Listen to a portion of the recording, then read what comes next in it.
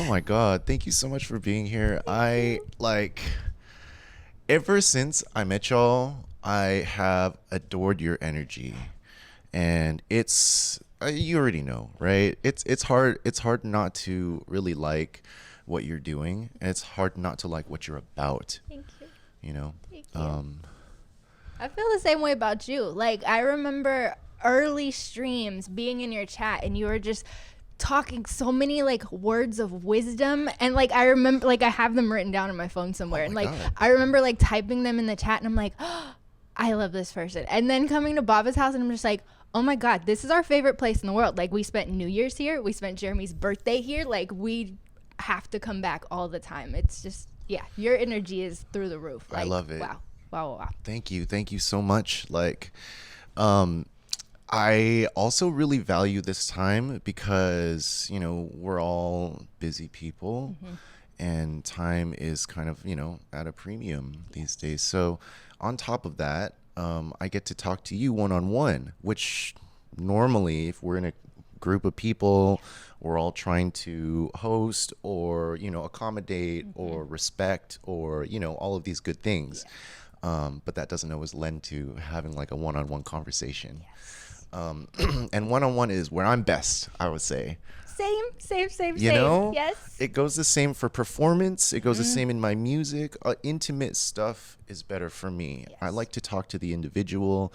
I don't. I teach privately instead of publicly, right? Because I tried public and I was so frustrated with how I couldn't give personal attention to each student because I know how much attention can change the experience of a person. So, same thing. You and me talking like this, we can really talk about something that allows we can give ourselves space. Really, Exactly. that's what it is. Exactly. Yeah. And speaking of giving space, Hey. right? Like y'all have been giving space for creatives. You have been making spaces, really important connections and spaces, and really naturally and really quickly throughout our community, right? As soon as our community sort of like melded together, it was just magic. So, maybe you can say something about that process of like crash landing, like into our lives and just like finding that connection and now that you're here, we're all so glad. Thank you. Thank you. Yeah, it's been a crash landing. It's been wild. Like, we were talking a little bit before about even just what you were talking about, like just kind of this one-on-one kind of solo thing. And I was very solo for a long time. I did radio for 10 years. And hi, friends. It's Jen. It's Jen. It's Vicky. It's Hi. Vicky. Yo. Yeah, I did radio for 10 years. And to me, that was very just a one-on-one thing. I would do podcasts and different YouTube video shows, and it was always just me and the artist. And it was just same thing that you're talking about, like this deep connection that you just have with a person, and maybe it's for 10 minutes, maybe it's for an hour, but like these conversations are just everything. But I could never put my finger on like the word or the thing, but I always kind of craved more. And then once I found this community, I'm like, oh, I was craving community the whole time. Like, there is something about people who come together and make things and do things, and just the energy that comes from it is just crazy. So yeah, I had been craving the community the whole time, but I didn't know how to do it. Like, I would put the podcast out and I'm like, oh, people will find it. And it's like, yeah, some people found it, shout out to them, but like this actual community. So for me, meeting Jeremy in 2016, he had already explored all kinds of mediums and screen printing, sublimation, photography, vinyl printing. Like, he had done so many things, and I got to like see glimpses of it. So then when this community came together, I was like, oh, I had seen him do sublimation printing, and I'm like, I want to do that. Like, we have so many talented friends now in this community that have cool logos and can make really cool art. And it's like, I want to put it on everything. I want to put it on bags and patches and stickers and all these things. And it was like, I asked him, like, do you like, I remember when you did this, do you think I could do this? And he was like, hell yeah, you can do it. I was like,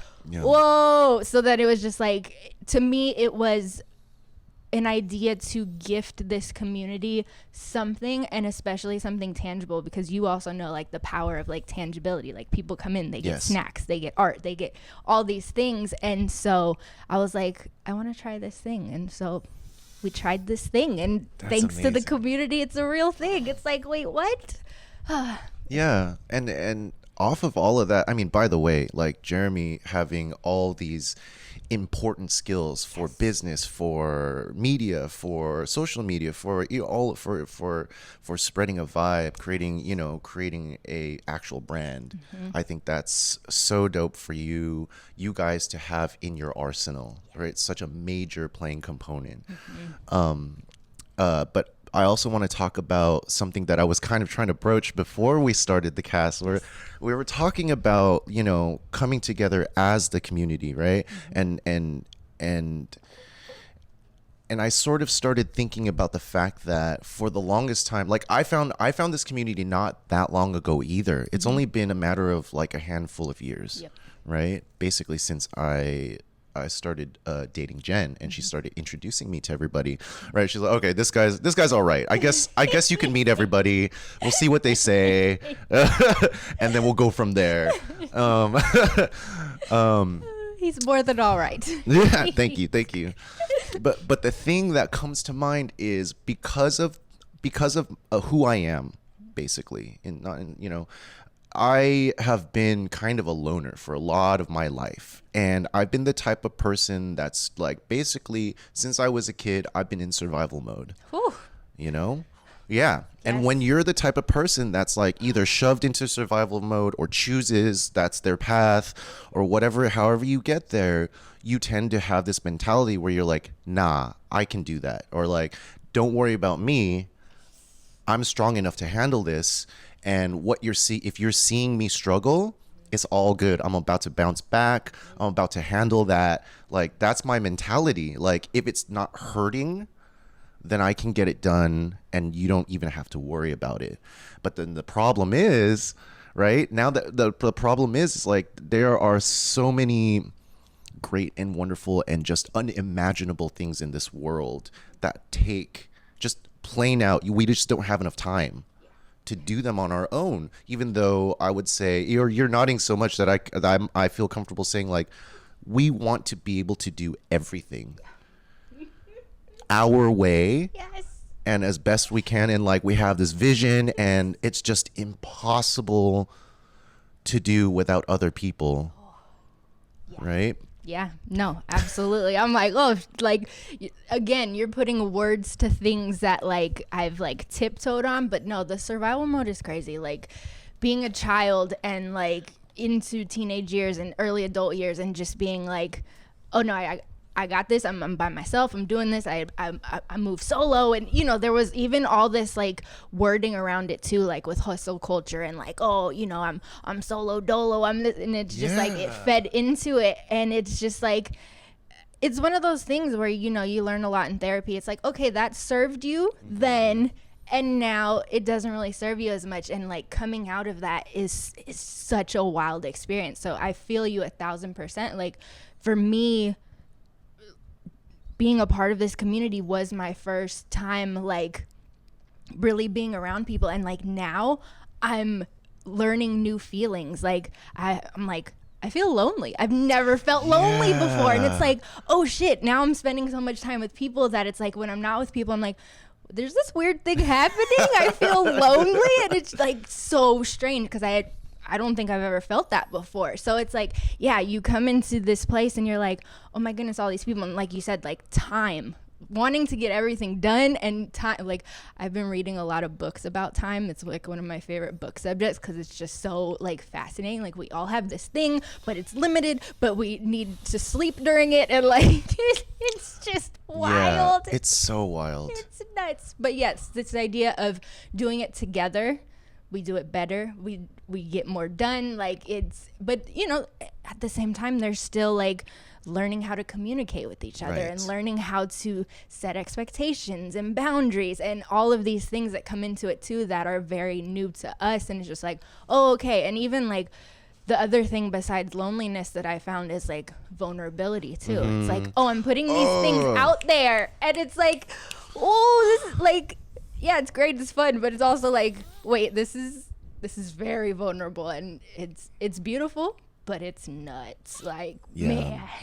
The balance between all the things that you're talking about is really where it's at, right?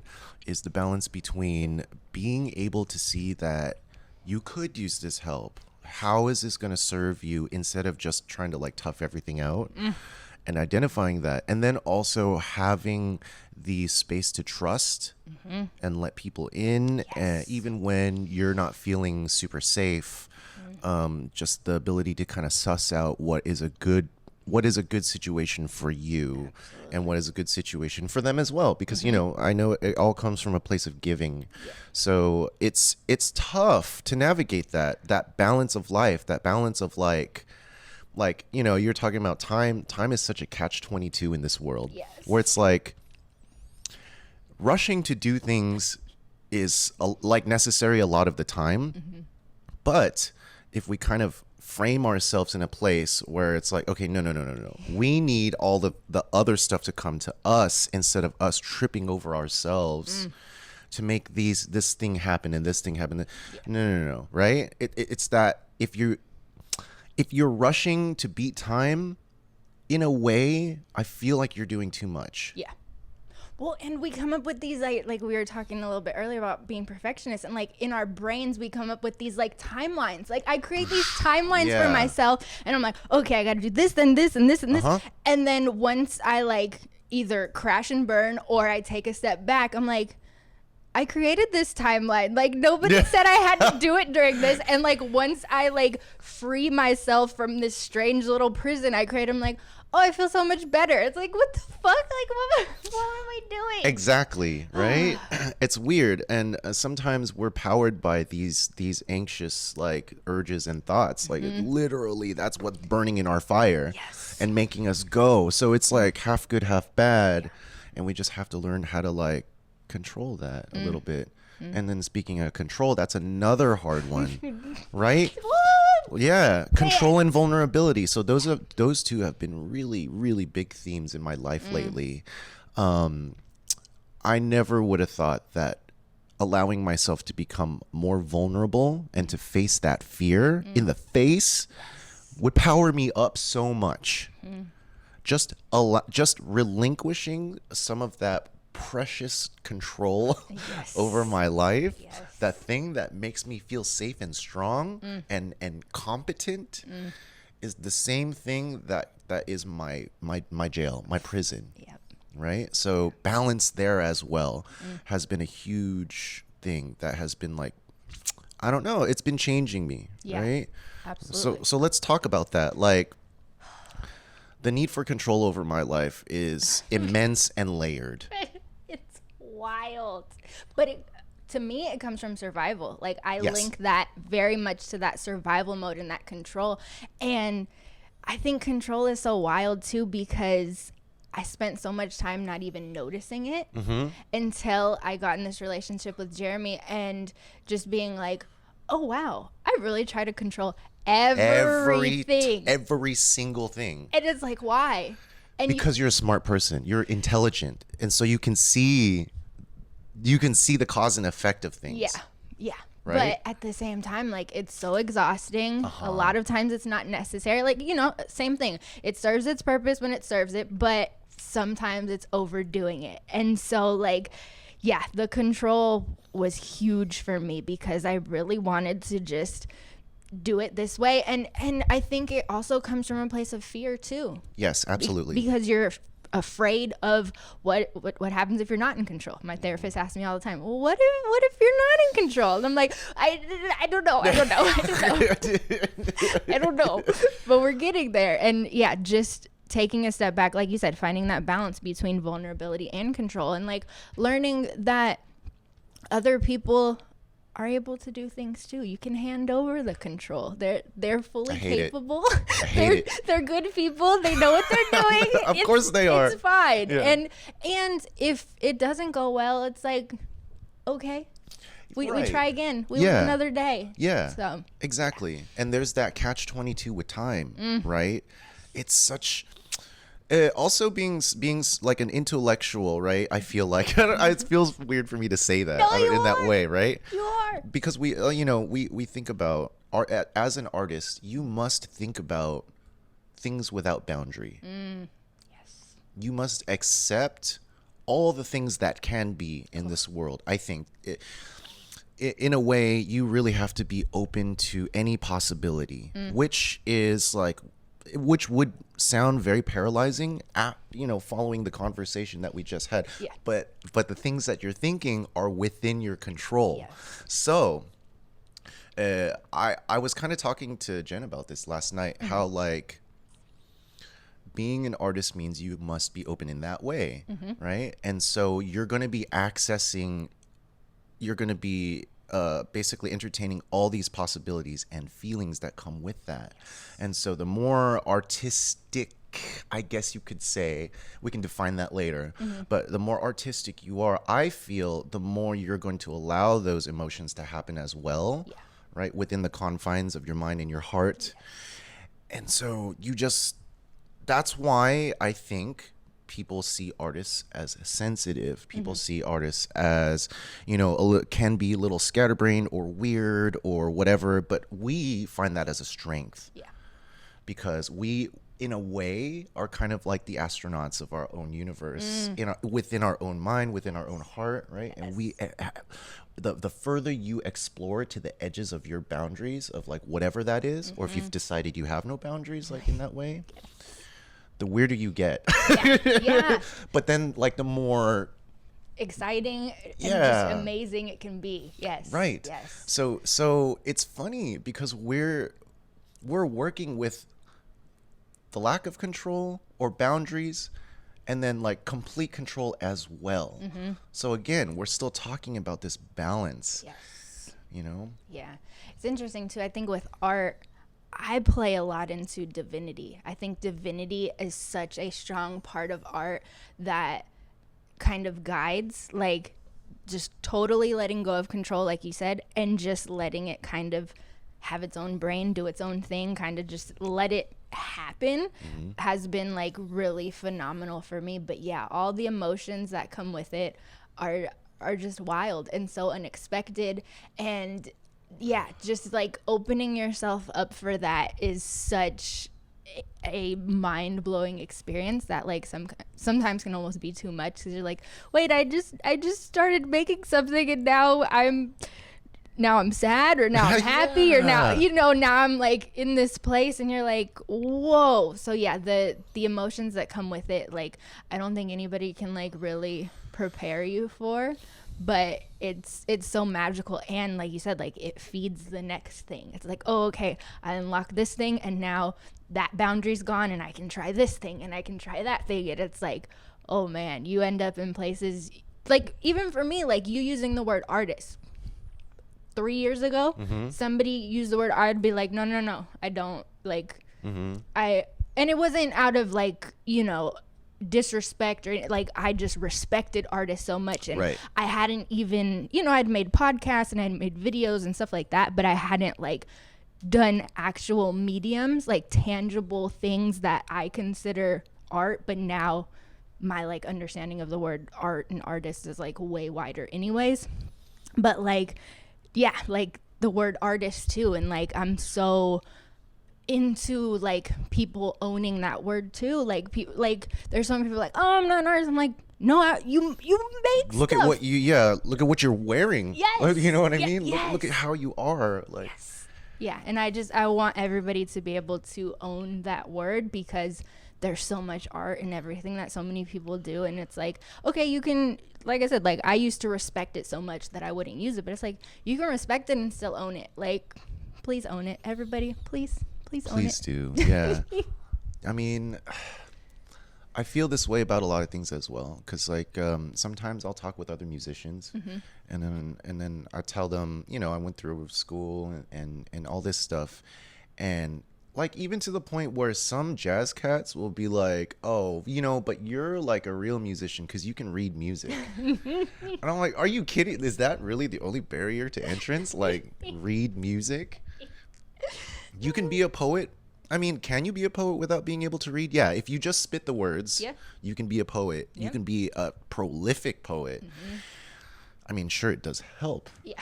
Right? There are other layers and stuff like that, but it's the definition of it is really self-made, and as such with a lot of things in this world. Yeah.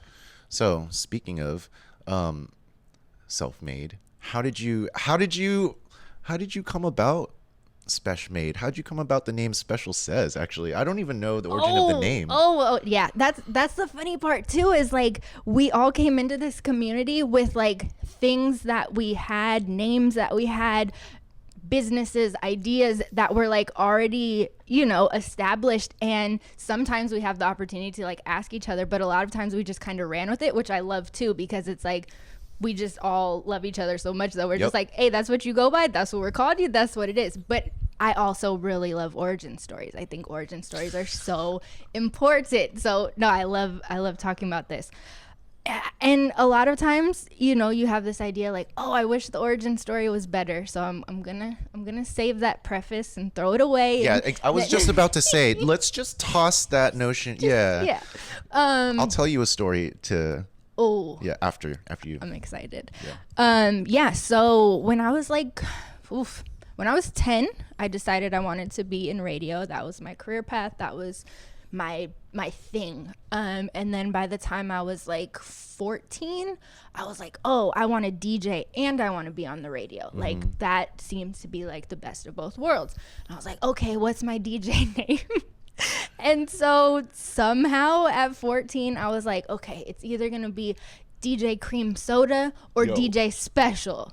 Okay. And DJ Special won. Okay. And so I just kind of ran with it. Like, I remember on MySpace, my name was Oh So Special. I love it. And yeah, and then so it became The Battery Might Die. That scares me. I thought I had I thought you did too. Good catch. Okay. 1 second. So then, yeah, it was DJ Special, and then I was like, oh, okay, I'm DJ Special when I'm DJing, but I'm Miss Special. I liked the MISS, so it was Miss Special when I'm like on the radio. So then DJ'd for like, half a minute in college, and then was like, this requires practice. I don't want to practice. So then I was like, okay, I'll just do radio. So then I was Miss Special. Then some of us refer to ourselves as we. Shout out to the royal we. The we gangs out there. Yeah. So then, we decided to change it. What was it? Dude, Smickey's going off. I love you, Smickey. Smash for life. So yeah, then at some point, I think maybe, because on Twitter, it was MISS, the number 1, and then Special. And to me, that started, like, it was cool at first, but then it got ugly. And I was like, I'll change it to Special Says. And then a lot of my radio friends started calling me Spesh. And then, like, Spesh stuck. And then I've just kept, like, Special Says for branding because it's, like, it's already everywhere. It's in there. Just keep it. And then, Spesh Made, I was... those late night brainstorms, 2 a.m, and you're just furiously just popping out ideas. So I was brainstorming this idea of this sublimation shop and this merch and all that, and I was like, okay, cool.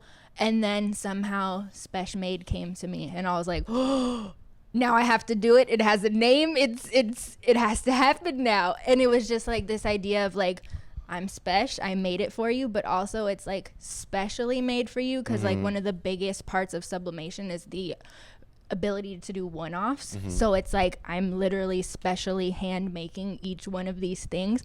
So it's Spesh Made, and it was just like, oh man. But it was like one of those like amazing but scary things of like, this is solidified, but like, oh fuck, now I have to do this. Like it's so solidified that it's like, here we are. I always find that the question that crosses my mind when I'm okay, now I'm ready to do this thing. Yeah. This is going to be real. I'm going to try to be consistent with this. The question that always crosses my mind is, does this properly represent me? Oh, that's fire. Right? That's fire. And it's always like a disruptor question. Does this properly represent me, or what it's about, or what I'm trying to set forth with this? And I find that through all of your, let's say, products, right? I feel love. I feel like I really do feel the message that comes across. And it really is like such a special part of who I've known you to be. Right? You're a giving individual, and you are for the community, and your heart is in it, and it's just so obvious, right? And it even comes through in your products. And we were just looking through the magazine. Yeah, for the culture, baby. For the culture. Submissions, submit. Yo, yes. Which we will. Yes. But yeah, what is it that keeps you so close to the game? You know what I mean? That game that keeps you so close to that message. And how do you keep it so, what's the word? It's not precious. It's like, how do you keep it so, fresh and like vulnerable within yourself when you're doing all these things? I mean, I suppose we all have our own way, but what is it that keeps you close to the cause? That's a good question. Even the question that you ask yourself, like, does this represent me? I'm like, oh, have I ever even asked myself that? That's a good one. It's a dangerous question for those who have a perfectionist mindset. Oof, yes.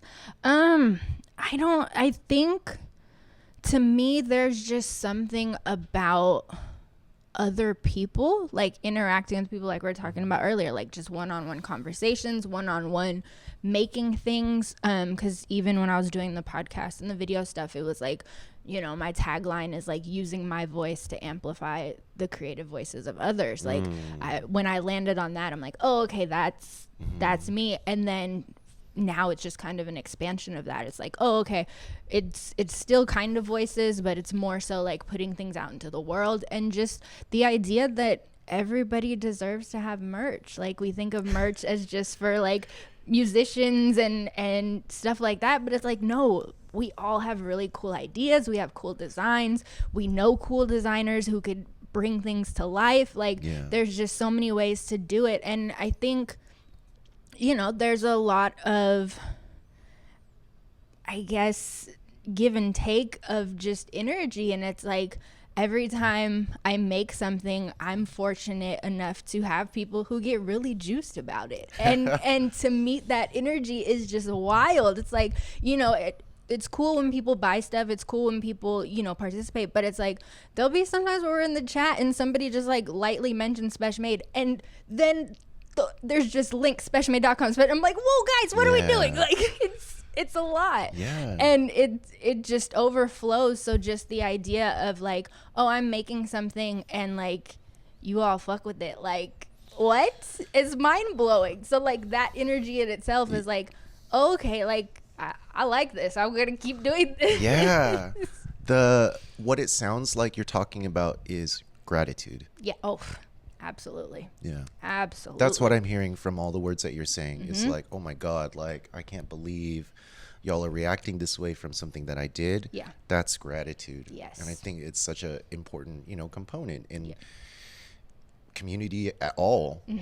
And then overcoming, like wanting to do everything yourself. Yes. That gratitude is crazy. It and is. then once it bounces back and forth, then I think that is an ingredient for, let's say, safety. Oh, yes. Right? Yes. And so, like, I think through just asking you this last question, I see like your magical power is. I want to climb under this table so bad in the best way possible. Good. I'm really refraining from climbing under the table. I just want you to know that. So it's okay. Whew. It's okay. Yeah, because I think that that's part of what keeps it percolating. The magic that I'm talking about. The magic is your vulnerability. It really is. And the fact that you do want to dive under the table, but you're still here. right? And so there's that rub. There's that.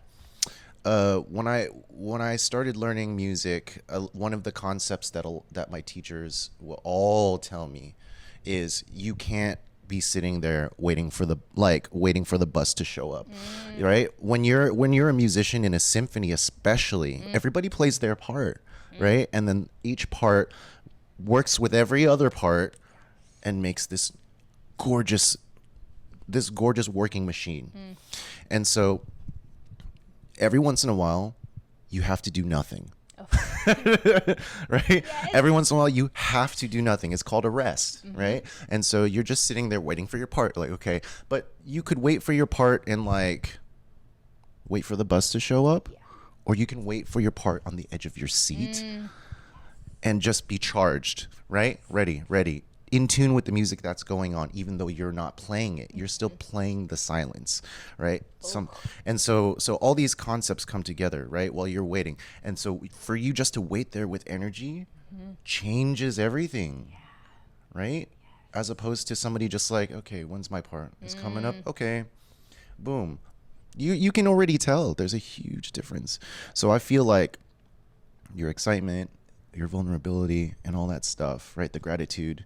That's the mixture for what I see is magic. You know, that's why we fuck with you.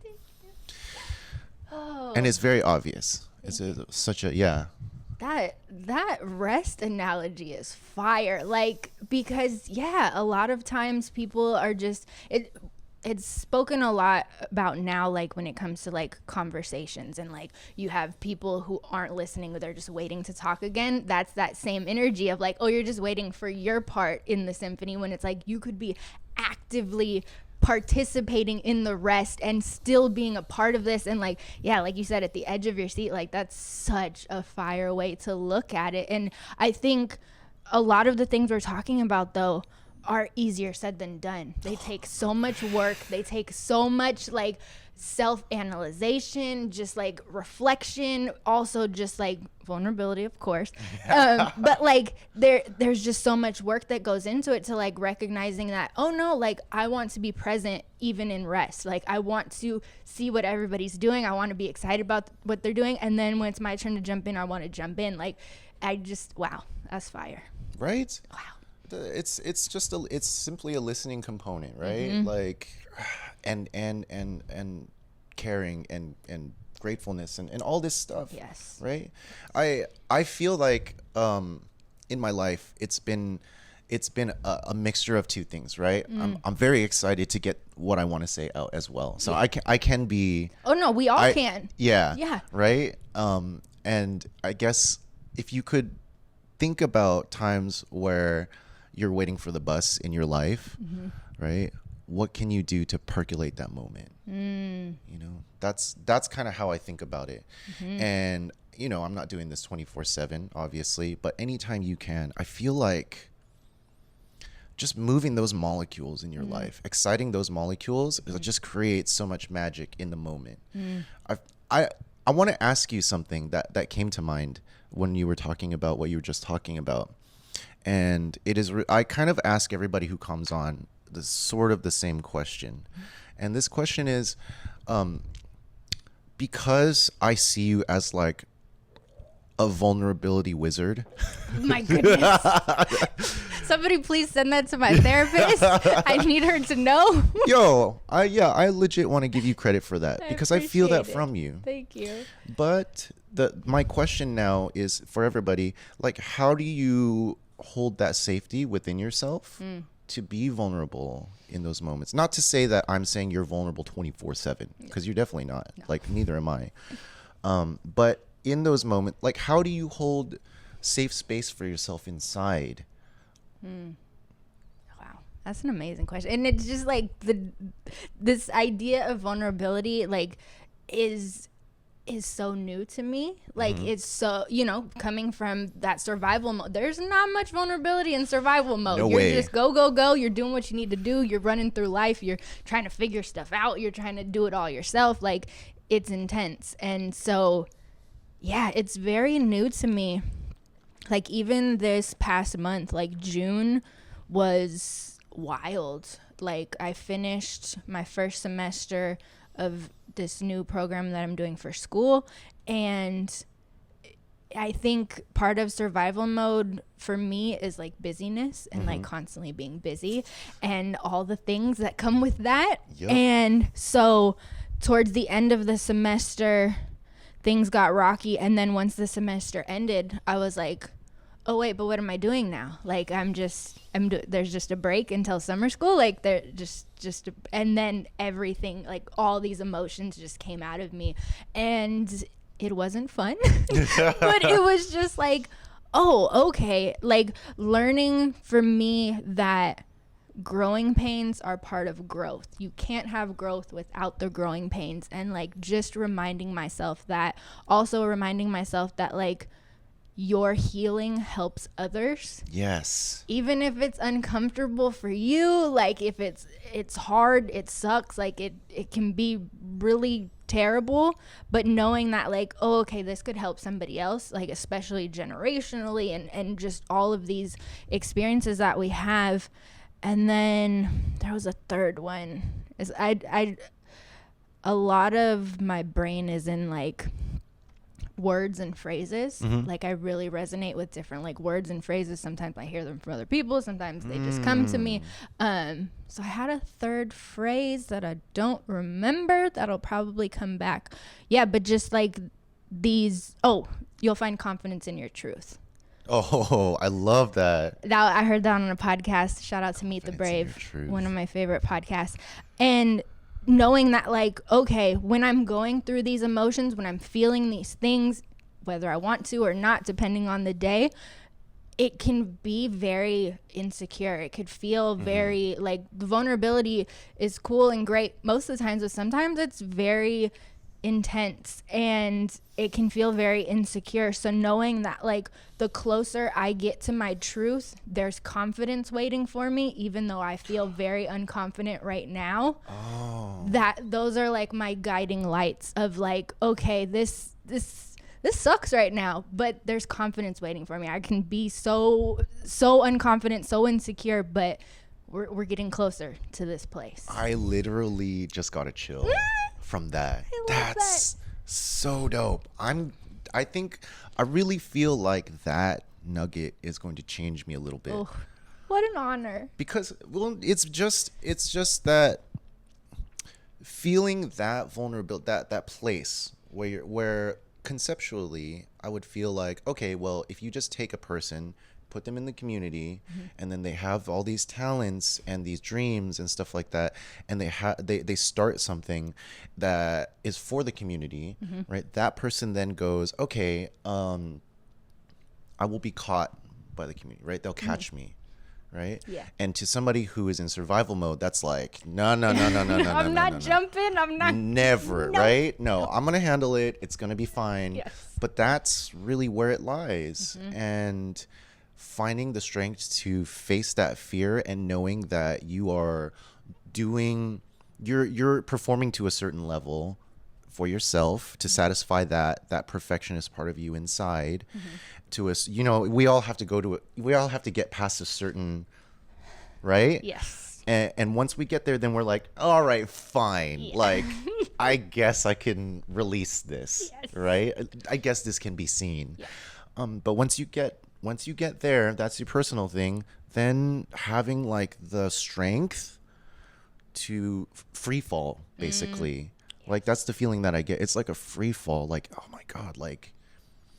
And then having the wisdom to see into the future and just be like, okay, look, all the pieces are coming together. In the end, this is gonna be it, right? Yeah. And then having it come out more beautiful than you thought it would too. And I think that's the experience that we're having within our community and all the things that we're doing. So, The trust. Yeah. The trust. Yeah. And as people who were in survival mode, that trust doesn't exist. And I'm learning not only trust in others, but now I'm really starting to unpack trust in myself and what that looks like and what that feels like. And like, oh, I feel this way or I react this way because I don't actually trust myself. And it's like, as somebody who like loves myself and enjoys myself, like, okay, I can love and enjoy myself, but I don't trust myself. Like, wait, what? And so like having those moments, but learning it through others, like learning that you can trust others helps feed the trust into yourself. Because like, no, look what you did with them.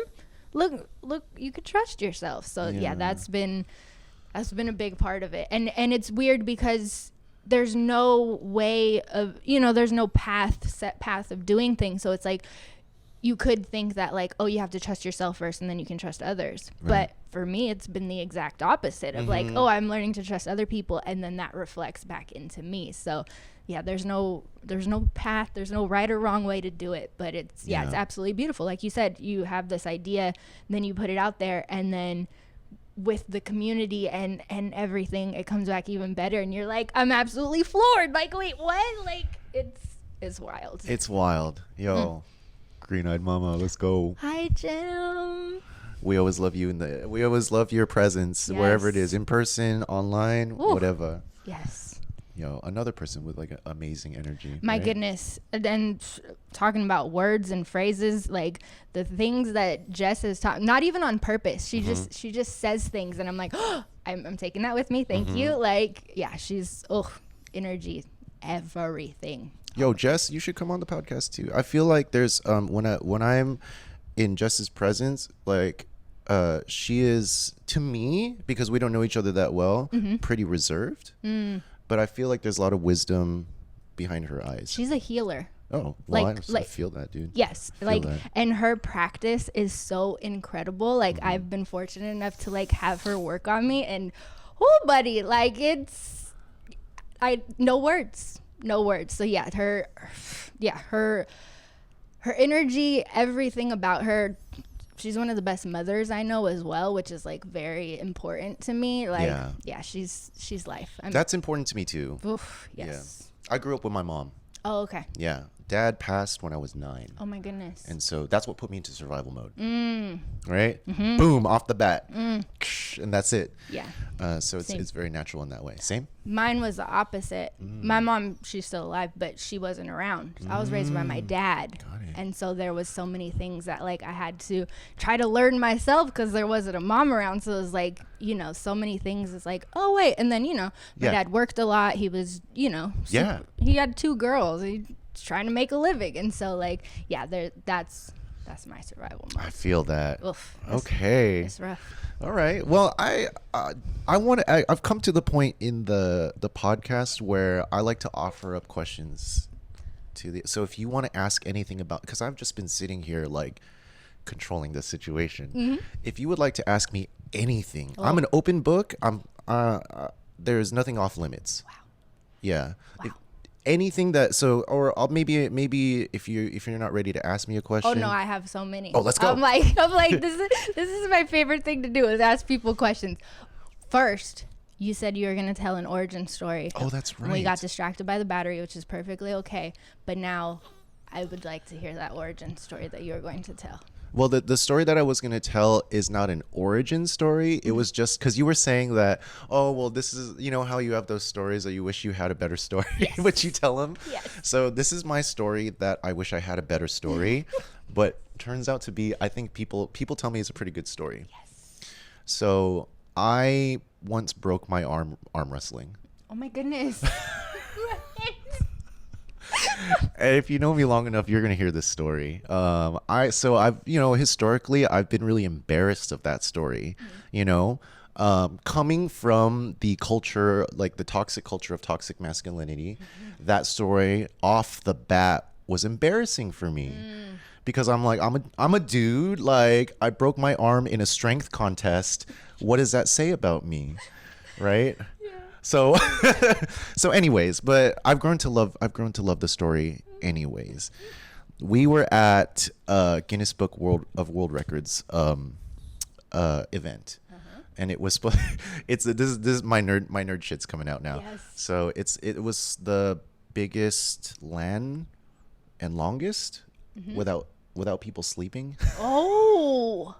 Just in a row, just people there. Wow. Connected all to each other, just playing games actually. Wow. So we did this. Yeah, like I got a pair of custom Nikes. I got my like goodness. a plaque. Like we got to see Mythbusters, Jamie and I Oh. forgot the other one. Yeah, and they were there. So it was kind of a big deal. Nvidia put it on, huge company. Yeah. Anyways, I was there at the time. I think I was pretty fit. I was boxing. I was working really hard with that.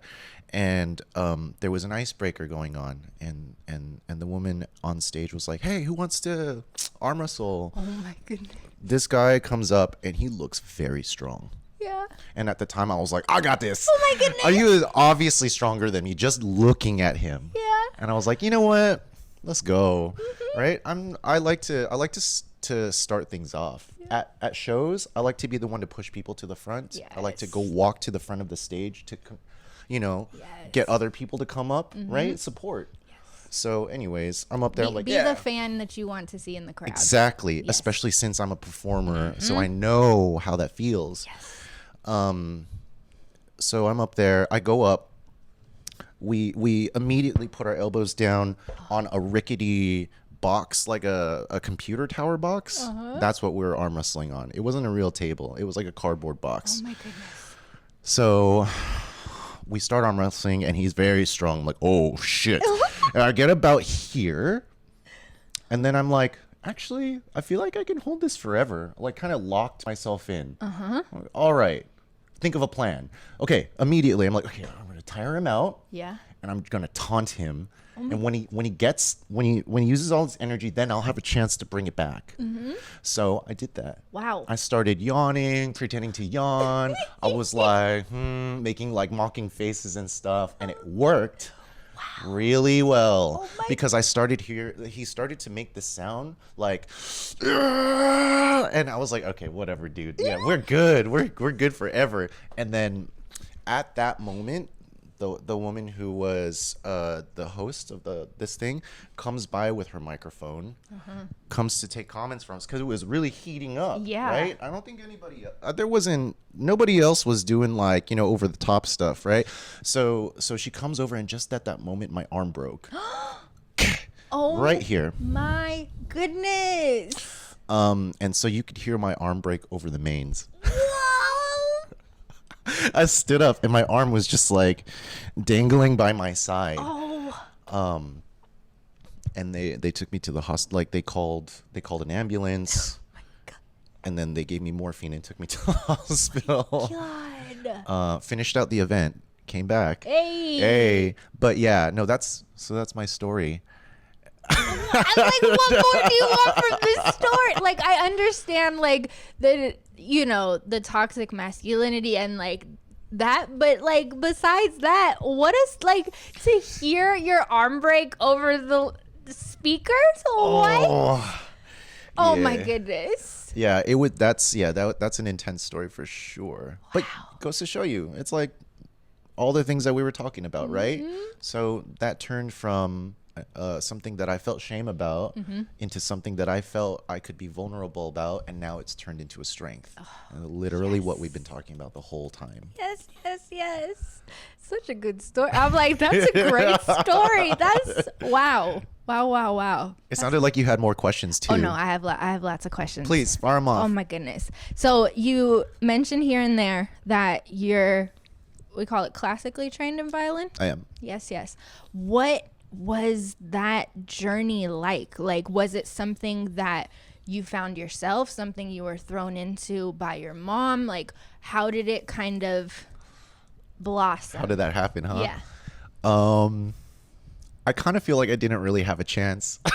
That's real. When I was a little kid, my mom, because my mom is a piano teacher, still to this day, she's retired, but she still takes on like 1-2 students just to, keep teaching. Yes.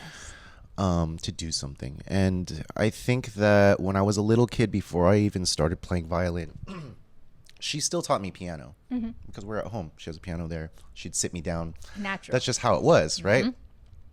And in the car, she would switch to KDFM, and it used to be 102.1, and now it's not classical music, which is still a good radio station. But yeah, she'd be on KDFM 24/7, and she would quiz me. Hey, Alan, do you know what composer this is? And if I didn't know, she would teach me about it. So she just taught me about classical music. And so I just started to appreciate it. And when I was 7, I remember going to the hospital actually to see my dad, because my dad had heart problems. Oh wow. He had undiagnosed hypertension. Oh wow. So for his whole life. But Jeez. so there was that. And so we had taken my dad to the hospital, and this was one time where we were going to go visit him, I believe, because he had had a stroke and had to have surgery. And I just remember listening to the music on the radio, and so it just popped out of my mouth. I'm like, Mom, can I learn how to play violin? Yes. And she was like, okay, well, are you sure you don't want to be a doctor or a lawyer first? Of course. Of Like, course. yeah, right. And I'm like, no, I want to play. And she's like, okay. I'm like, okay. And then it started, and I think looking back, it makes me realize that I did the whole like work is life thing. I did the whole like, if I do this, then it's something that takes me away from everything else. Yep. When I was sick, I practiced violin. Wow. When I was, and it made me feel better. Mm-hmm. You know, the kind like the flu, I would feel better after practicing. Yes. And I wasn't like an A+ student. I was like kind of a C student, to be honest. I was just like dealing with a lot of feelings. Yeah. Yeah. I was dealing with a lot of feelings, and music was it. That was it. And I remember right out of early college, I finally was asking myself like, why are you playing violin again? And I freaked out, and I moved to Oregon. Oh wow. Yeah, I shacked up with somebody, and I moved to Oregon there was just a natural reaction, right? And I spent like 3 years, didn't even touch my violin. Oh my goodness. And I came back and I fell in love with it again. Yes. Yes. So it was a real, it was a real labor of love, because I found it again. And so now it's undeniable. I feel like a lot of people pick up their craft early and never ask themselves that question. And then at some point you're like, do I really love doing this thing? Yep. Right? But I'm thankful that I had this opportunity to put it aside and come back to it again. And like now I know for a fact, Yes. I love this thing. It will never change. Wow. And so that kind of forged a part of myself that will always stay that way. Wow. Yeah. That's so beautiful. Oh my goodness. Wow. And the fact that you chose it too. Like you said, oh, I don't feel like, but as a little kid, it came from somewhere and it came to you and you said it and you chose it. And yeah, that idea of like, all right, I'm going to question. A lot of people don't even have the time and space to ask that question, and for you to ask the question and for you to take a step back and then to come back to it and know that you really love it and it's really a part of you. Like, wow. That's everything. Everything. Yeah, it makes me feel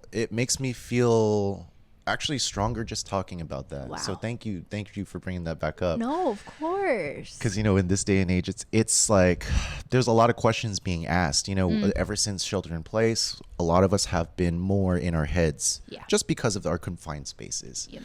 And those questions are in there these days. Everybody, the economy is forcing people to work hard in corporate. Yeah. All kind of corporate industries. Everybody's like, push hard. We got to make it through the economy. We still got to make our numbers. Like, and yeah, right. But I think artists have really found a really interesting space in the past few years. Yeah. And I feel empowered. Oof. I feel empowered by our community to just use that in some way. Absolutely. Yeah. What are you working towards right now? Oof. And that could be A million things. emotionally, creatively. Emotionally, for sure. I'm working towards more safety within myself so I can operate at like my highest level 24/7, which is like, maybe not a real reality, Yeah. but a goal. It's good. Yeah. It's like, it's, shoot for the moon, Exactly. land amongst the stars. Exactly. I love that. Besides that, musically, I'm working on a few projects, and I'm really trying to bring my voice to life. Yes. So I've been working on symphonic style of writing. I've been working cinematically. I've been in the distant future. At some point, I want to be scoring things. Yes. Right? Yes. And then I also want to be scoring things live. You know how certain shows, Yes. you feel like the music is perfectly tailored for what's going on at the time. Yes. Well, guess what? It actually is. Yes. Somebody is sitting there playing to the recording and reacting in real time. And so I want to be that person. Yes. Sitting there with a keyboard or my violin or Yes. whatever. Yeah. Have you thought about doing that as a stream, or have you done that as a stream? I have. Okay. We've done it. I'm like, I have these weird visions that I feel like I've seen you do it before. That, yes. We did Blue Planet. Oh, shit. Yeah. Wow. Yes. Yes. And then the very first show we had at the shop was me doing that as well. Oh my goodness. This is before I knew you. So I invited everybody, and it was a good turnout. It was like a lot of really, really close circle friends. Yeah. And basically I had the audience come up with a story on the spot. Whoa. So we created one character who I personified, and then we came up with a story together. Wow. And I had a keyboard out, my violin, an electric guitar, and then, I sang a little bit too. Wow. And it was just, let's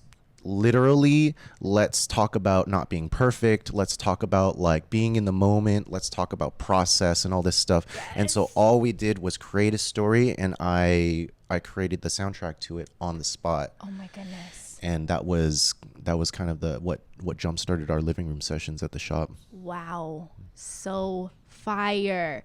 Can you do it again? I need that in my life. Yo. Wow. I am trying to do another version of that. There we go. As a live jam. So I'm inviting different musicians that I've been meeting, and I'm getting to the point where I'm going to start reaching out to them again. I feel like it's time. I've gathered enough really interesting, like very egoless, like people that will listen, right? Come together and listen and create something really new, as opposed to just like coming together and doing covers, coming together just jamming out, coming together and just playing like very like melodic chords and stuff like that. Yes. Now I really want something where we can create from scratch, from nothing, and then see what comes from our ether as a group. Oh yeah, I'm so obsessed with jam sessions. Like I went to SF State, and then when I graduated, I moved to New York, and I had like a going away party because I was excited to be going away. Yeah. And I made sure that we had a jam session, and it was everything. Because I had seen a jam session when I went to South by Southwest, and I was like, wait, this is the craziest thing I've ever seen in my life, and I'm just so obsessed with them. So that sounds incredible. From scratch, yes. We Like, love the process. True creation. Do you play anything? No. Do you maybe like verbalize stuff? Maybe, because I would love, I want every kind of artist to be able to participate. I've been asking DJs, like, if you want to come in with samples, Yes. you want to come in with like backtracks that you've already pre-planned, and we can just add on to that. That's or like fire. come in with an MPC and just be like, add the vibe however you want, because that's a straight up instrument. Absolutely. Yeah. No, I'm like, I'll just be a big fan that day. I'm like, I'll be happy to be in the crowd, just taking it all in. Cause that sounds so fire. Yeah. Yes. And I'm sure you would add to the energy just being there. Thank you.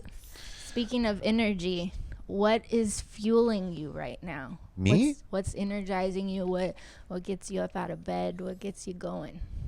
I'm not gonna lie. The greatest driver in my life always has been my relationships. That's real.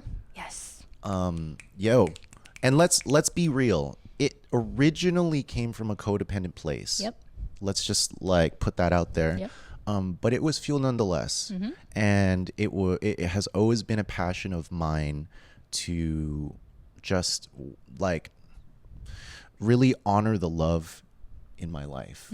And, you know, because I already told you about like my situation with my dad, you know, missing an entire loved one, Yeah. you know, is tough, and a half, right? Because my mom was working to keep us alive. Yep.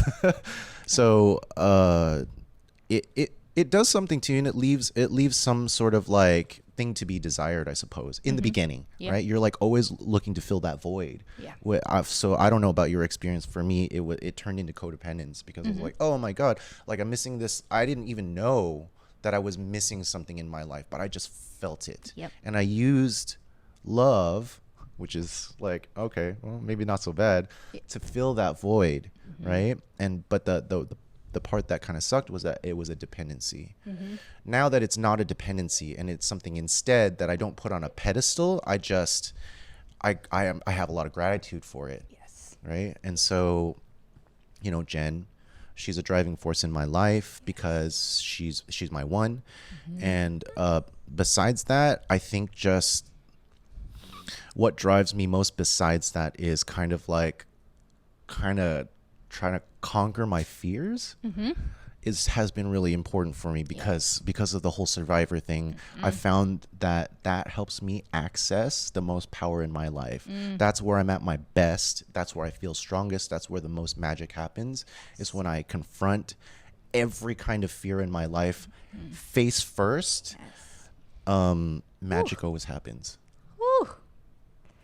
That's a lot. That's a lot. That's another one of those things. Easier said than done. Easier said than done. So for it to fuel you, that's so powerful.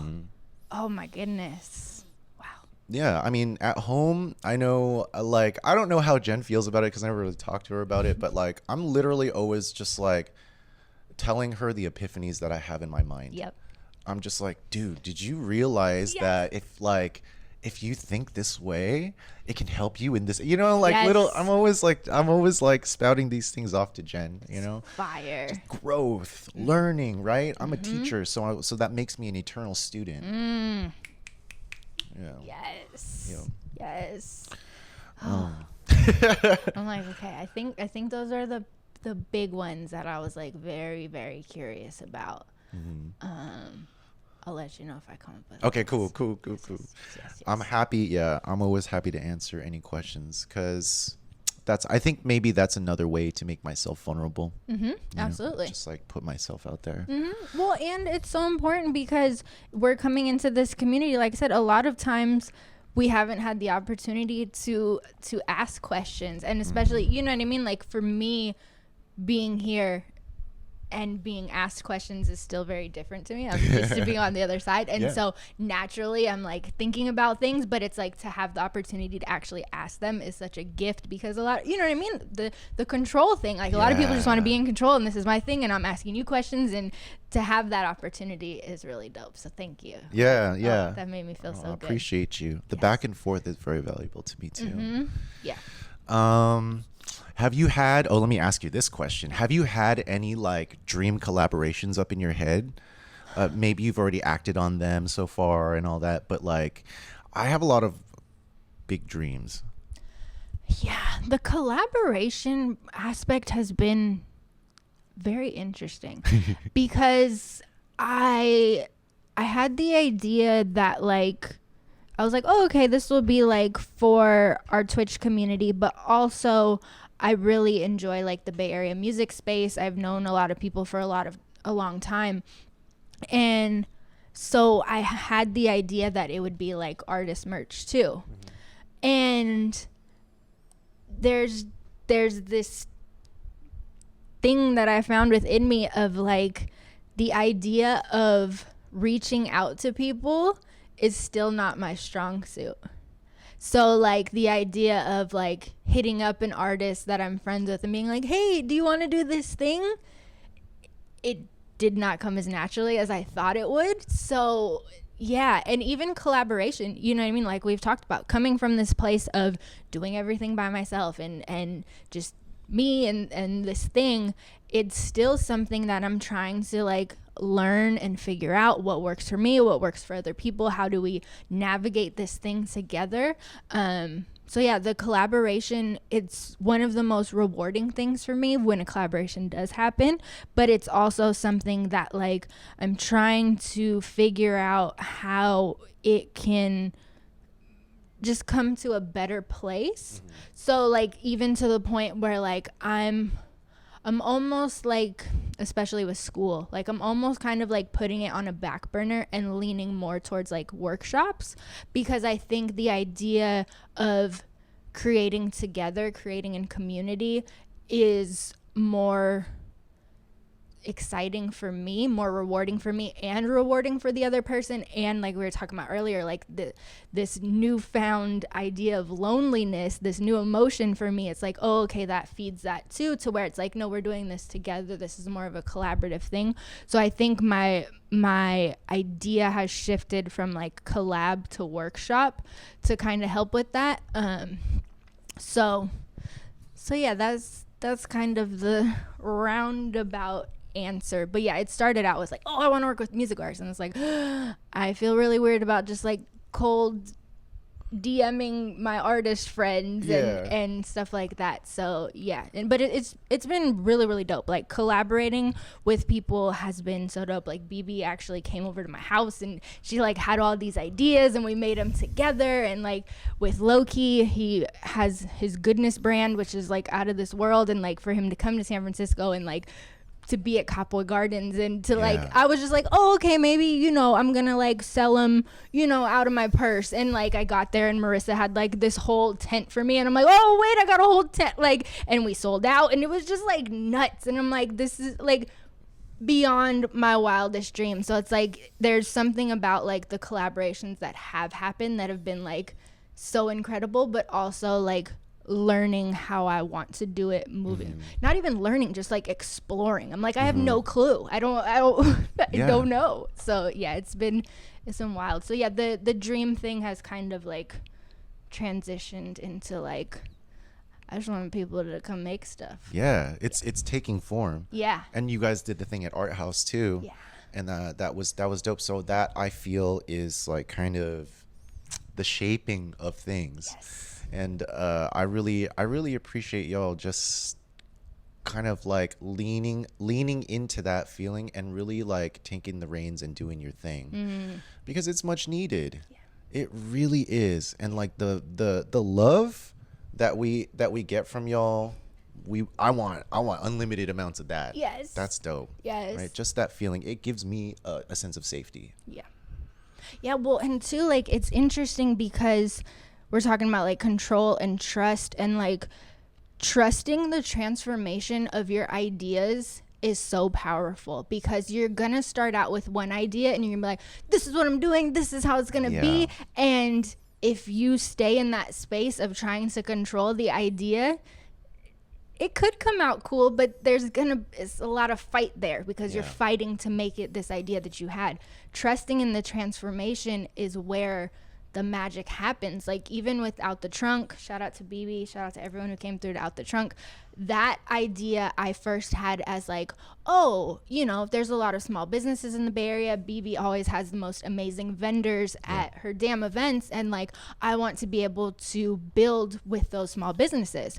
And then BB was like, okay, small businesses, but also what about the people in our Twitch community who make really dope stuff? And I'm like, oh yeah, that's absolutely right. Because same thing we've been talking about, like, you know, sometimes we're just in community with each other, we don't ask the questions. Also, sometimes we're in community with each other and collaborations happen, but also creating a space for us to have conversations around collaboration and really like identifying like, oh, okay, this is what this person does, this is what they like about what they do, this is where they need help with what they do. Like all of that is like things I wasn't even thinking about, and BB brought that, and I was like, oh damn, that's fire. So like the trusting the transformation of the ideas is really like a guiding light for me right now, because it's relinquishing control and just being like, all right, it's a little seedling, a little sprinkle. Whoa.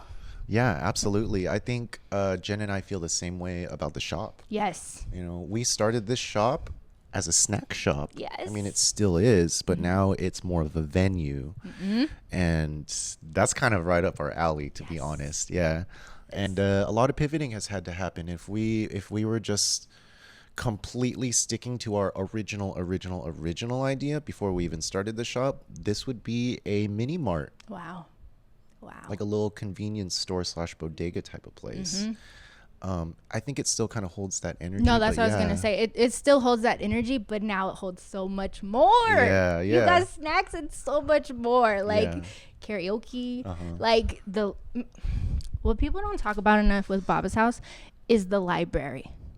The library blows my mind. It's so good. And even just to have the magazines like spread out, like, and I think for me as an introvert, this place is so nourishing. Like, I talk about the Mahjong room all the time because if there's a lot of action happening in the main room, I could just go sit in the Mahjong room. Right. And I don't have to talk to anybody. I could Yeah. just watch the game. Like, same thing with the library. Like, if I get too overstimulated, I can just go in the library, pick something up, and either share it with the person who's sitting there or just be by myself, recharge my little battery. Like, I've never experienced anything like that before, because a lot of times when you go to places, it's just That's it. It's the thing. Yeah. The thing, you're in the thing and Yeah. you're doing the thing, and it's the thing. And to have these other spaces to recharge and meet new people, take in new things, like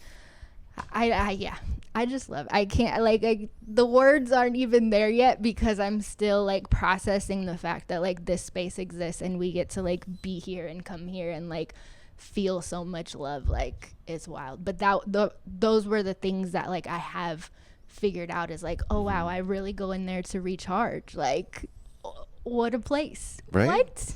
Oh, I mean, everything. I thank you. Like, I feel so seen. Like, I think that it comes from a place of just wanting to create immersive experiences. Yes. Right.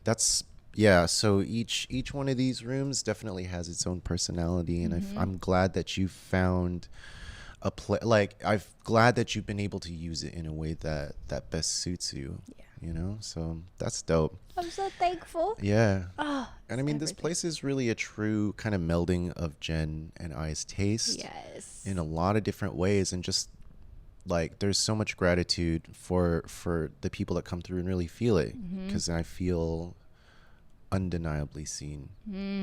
So important. So important. We will eventually create a checkout system for. Yeah, I wanted to do a take a book, leave a book. Yes. And so, you know, we need to figure out what we want to do for that. I mean, maybe just the bottom thing, but yeah, we've been wanting to get our library up and running even more so. I'm like, even the steps so far are great though. Like, you know what I Thanks. mean? Like, that's cool that you guys are gonna expand upon it. But I'm like, even as it is, it's like, when you went to London, Yeah, we right? went to London. Like, to see what the books that you brought back from London, I'm like, oh, I'm in London right now. This is so tight. Like, everything. Just Yo. everything. Yo, thank you. Thank you. I'm like, thank you. Oh man. Let's see. I think that's a pretty good place for us to kind of wind down. We talked about so much. And I'm really thankful for this time. I know I said it to begin with, but like, after having the conversation, I'm even more thankful for the time. No, thank you. I'm like, there's so many things that you spoke about that either I've thought about, and like you brought those words like together, or like I already know there's so many things that like as I'm driving home, like, whoa, what was that? Because you provide that. Like I said, one of the first streams I saw from you, like, I don't remember. Do you remember exactly what it was? It was like a list of, like, they weren't quite affirmations. Yeah, it was just a list of things that had been on my mind. It was like, I was going through doing the Wim Hof stuff, and then I think it was just issues that were on my mind, or things that I needed to address within myself. And then there were like empowering statements too, I believe. And just, it came from a place of, well, if this is helping me, then maybe everybody else can also like pull from that Yes. and relate. And it did. And it's just like that being like one of the foundations of knowing you, and that carrying on into right now is That's amazing. It is. You're amazing. Thank you. Right back to, game recognized game. Yes. Yeah. So, if you have any other questions, I'd be glad to ask or glad to answer. Mm-hmm. But other than that, What other things are you looking forward to doing here at Baba's house? oh my God, so many things. Yes. So many things. Because it is our space, I have like the opportunity and the burden to think of whatever I want. Oh, When I yes. just let it go, it goes. Ooh. It just goes. Yes. So, I mean, just recently our friends did, some of them are coming tonight to spin, by the way. Mm-hmm. Our friends did this event called the Eastern Gaze, and we bathed. So that's why we've got this sort of overhang thing. Yes. So the textiles are supposed to, it's supposed to lean Eastern. But they had their setup here, and they did vinyl on this, vinyl slash digital on this side, low seating. They had a rug out. It wasn't a Turkish, it was a Afghan. Wow. Afghan rug, like real legit. We had the Asian screen up here, and we had hung the projector back here, and they had a whole, what do I call it? It was a whole journey. It was a whole odyssey, like laced with like intellectual, like philosophical things, Wow. and about how jazz originally was thought up in the West and then took to the East to escape from the more capitalistic type leanings, took to the East for philosophy, so it could become more connected to the source, as opposed to just like, very individualistic, right? And so they kind of outlined that through their programming. Wow. And it was a trip. Just the way that we set it up. Just think of the shop very, very sparse. Red light bathing the entire shop in this room as well.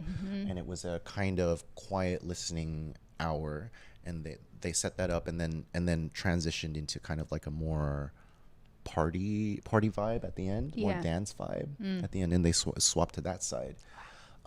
So more, like Jen is saying, more collaborative events. We definitely want to get everybody's hand. Like, if you look around, you'll see so much of our community without knowing it. Absolutely. I could point, Yes. I could spin in a circle, Yes. point and be like, oh, well, you see this pattern here, Yes. right? The pink circle, the blue, the arches, Yep. that's Pauline McKay, right? She put her touch on our shop in Yes. a very unobtrusive but like very significant way. The banner of Benji, that's our friend Bowie. Like, she's in London now, but she's from, she was from here, and that's like a huge deal. Like, Benji played a huge part in both our relationship and like how the community connected to me in a way too, right? They always saw me with this dog. And all local artists. Yes. Dave Hu gave us this hanging calendar here, which is literally the smallest thing he's done for us, because he's done so many other things for us in other ways. Wow. He was part of the Eastern Gaze.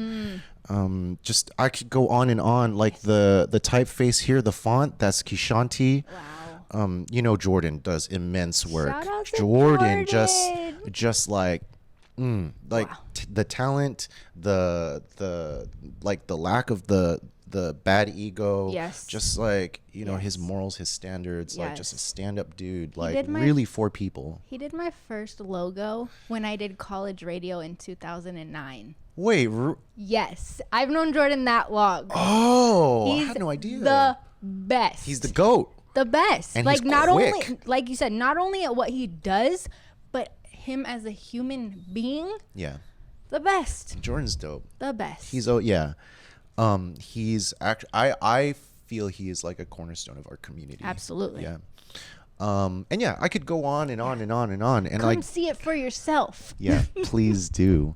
It's in all our branding too. Yeah. Yeah, Jeremy's about to add his touch to the shop as well, you know, and in not a small way at all. Like maybe the whole entire floor as well. So just having all of that here, it's amazing. And it's so felt. Like, Yeah. it's so felt, but it's also just like so cool to explore. Like, I come in here, I'm constantly flipping through things and like exploring things. Like, it's felt, and it's felt, but it's also an exploration. Yeah. And I think that's so fun and so loving and so intentional. Yeah. The intention, Yeah. oh, That's what it's about. whew, that's what it's about. The details. Yes. Yeah. Oh, I love it so much. Well, I'm really glad for you to be a part of it. Thank you. I'm still like, it's still wild to me, you know? Come do something at the shop. Yeah, no. Put on a show. Yeah. Do something Yeah. where you can just gather people Yeah. and you have a spot. You know, this is a platform for our community's voice. Yes. So if you want to do anything, you know, I'm like, Right? the wheels are turning. Yeah, you have a venue. yeah. I think I want to do the first Special Made workshop at my house, Mm-hmm. and then the second one I want to do here. Bring the heat press, let people come make stuff. Yes. I think would be very dope. They're working on GMT Con, Good Music Twitch Con, for the weekend, the last weekend in September, first weekend in October. So everybody mark your calendars. Hey. I think that could be a good time to bring all the people together, bring the people to Baba's house. Yup. Let them see it, let them feel it. Yeah. Yes, yes. Right? A I- workshop. Right? Oh God, that sounds so cool. So, you know, I'm just glad to have that. So thankful. Yep. All right. I think that's a good place. Yay. That's a good place Thank to stop. you so much. Thank you as well. all in the chat. Love you. Sending all the hearts. Yeah.